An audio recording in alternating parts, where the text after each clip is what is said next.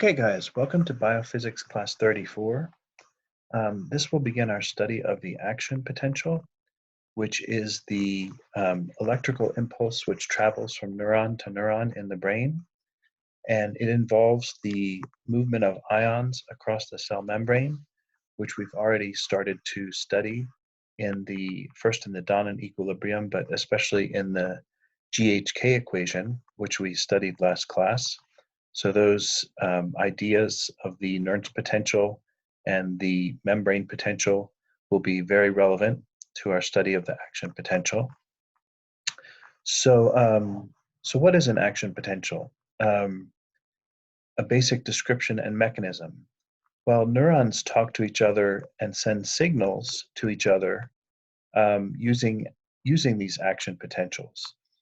Now, if you go to the slides after this lecture and click on this link, there's a 4 or 5 minute video which shows how neurons are set up and some more specifics on how the neurons connect to each other. So I suggest that after you watch this video, you download the slides and click on this YouTube video link just to get a better idea. But in any case, neurons are connected.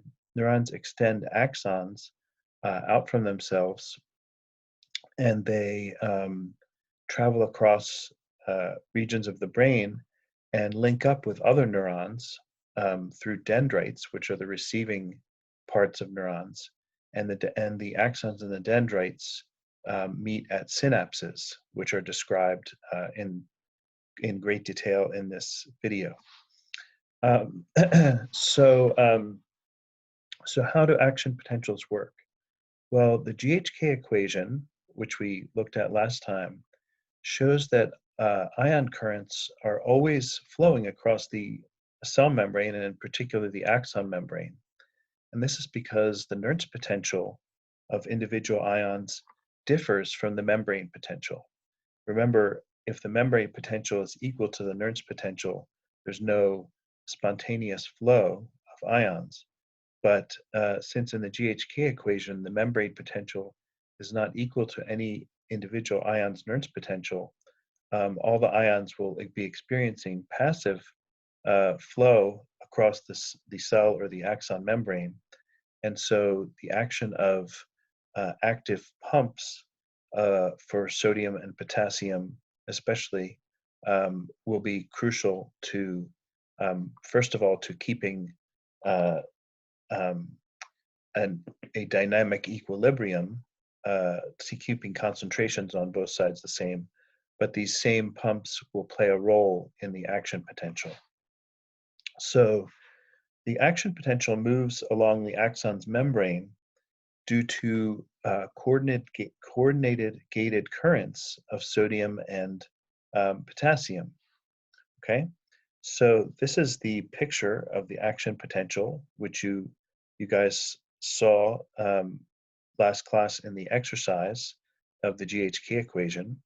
We get an upstroke, called a depolarization. To be polarized is to have this roughly negative 70 millivolts membrane potential. So depolarized would mean to increase from that potential. And that occurs as the sodium ions enter the axon.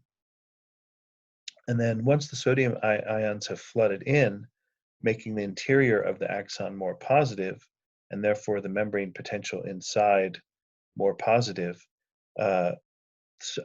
potassium ions leave the axon, and we return eventually to the same resting potential. And you notice that there's this little dip here, which several of you tried to reproduce using the GHK equation. We won't actually be able to understand that until we get to the full model of the action potential known as the Hodgkin-Huxley model. So let's talk a little more about this coordinated action of the sodium and potassium ion flows. So we have, this again is the action potential. We have which is a short electrical impulse again, which occurs when a neuron sends information down its axon toward other neurons. So these sodium channels open quite fast. Sodium enters due to a fast increase in the permeability to sodium. And you might ask, what could cause that to happen? What could be the mechanism? Well, there's a stimulus, which can either be an electrode or an electrical signal from neighboring neurons, which slightly increases the voltage, the membrane potential, to make it more negative. And when that happens, sodium gates or channels, which are sensitive to the membrane potential, start to open up. And so when these sodium channels open, more sodium flows in, which causes even more sodium channels to open. And so there's kind of a domino effect, and the sodium rushes in and the membrane potential immediately rises up. Okay. On the other hand, the potassium channels open slowly. So they just open on a slower time scale, and they actually start opening at a higher membrane potential. So once the sodium has rushed in, it's time for the potassium channels to open. And with the potassium channels opening, the potassium can leave the inside of the cell because there's more of it inside than outside. So there's a flow outside, potassium from inside to outside, which brings the membrane potential back down, and eventually coming to this resting potential. So again, when the potassium channels open, the membrane potential decreases back to its initial state. And then, so here's this dip. And so what could cause this? Well, specifically, it has to do with the way the sodium, as we'll see next week, when you work on the final project, it has to do with the way the sodium gates work. There's something called activation of the gates and inactivation of the gates. And it's the interplay between the activation and inactivation of the sodium gates, which gives rise to this dip, which in fact is a period of time in which the neuron cannot fire. It's called the refractory period. So the final element for this lesson, for this lecture, is just the important point that these action potentials move along the axon without a loss of signal strength. So unlike, for example, a signal on a telephone wire, which needs to have its voltage boosted every so often because of Joule heating effects. So this occurs, so if we have an electrical stimulus, again, this could happen from other neurons, but here we have an electrode in to electrically stimulate the neuron. Then the action potential propagates from this point. And if we look at we put in a voltage probes at point A here, we see as a function of time, the membrane potential go up and down in the characteristic shape. Then if we watch the action potential, this shape would propagate along between points A and B. And when it reaches point B at some time later, it has the same shape, the same amplitude, and the same shape.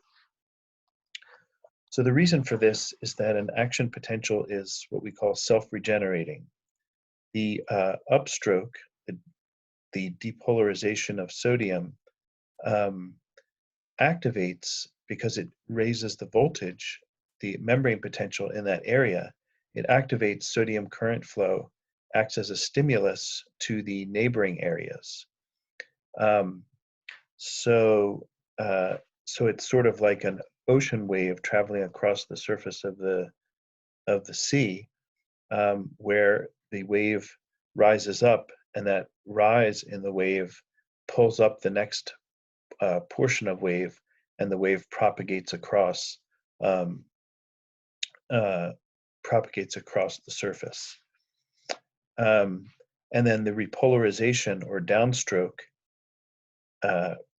occurs from, again, the activation of potassium channels in the same area.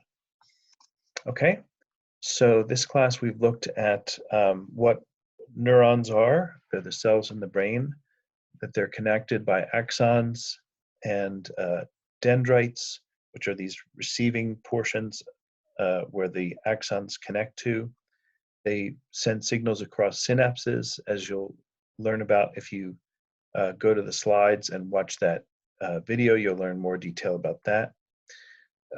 We've learned that the sodium channels open faster, allowing for the uprise in the membrane potential, and that the potassium channels open more slowly, which allows this decrease here.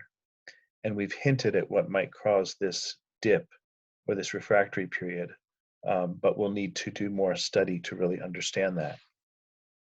So coming up next time, there'll be, next class, there'll be more on the action of these channel gates on the ion channels, including the ideas of activation and inactivation, and also we'll put together an explicit circuit model of ion currents, how these treating these channels as almost like resistors, and having a conductivity which connects the current that goes through to the voltage difference across the channel. Okay, thank you for your attention. Don't forget to check out that video by downloading the slides and clicking on it, and I will see you in class. Thanks.